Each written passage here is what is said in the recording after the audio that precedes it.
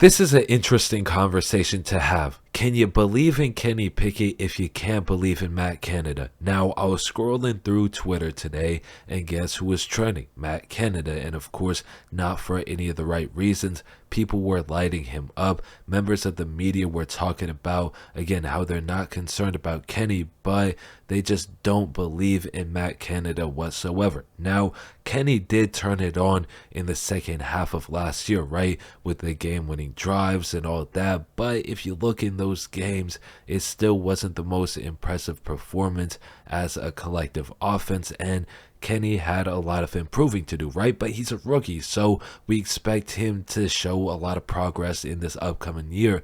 But he obviously was struggling from the fact that Matt Canada had limitations on his creativity when it comes to the passing game. One thing that I do question is, while Matt Canada does have a structure around how he wants to operate his run game, does he have an idea of route concepts that can really get wide receivers open and make it just more simple for Kenny Pickett? Now, I know a lot of people will say the route concepts weren't that great because Kenny was a rookie and you don't want to overcomplicate things for him. You want to keep it simple, and I do agree to a certain extent, but Big Ben had to take over the offense for a reason.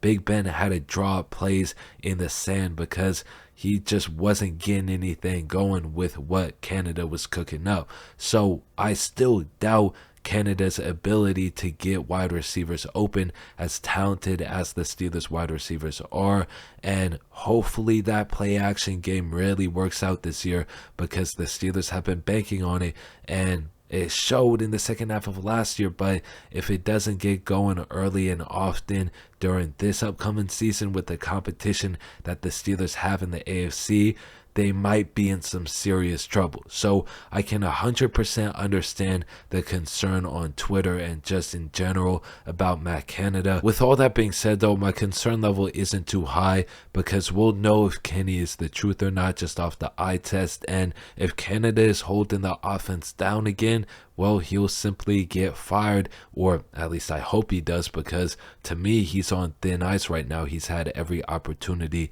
to be good, and he really just has been below average, right? So we'll see what happens, but in Kenny we trust. Let me know what y'all think, though, about Matt Canada. Hopefully y'all enjoyed this video, and that is it for me on this one. Peace.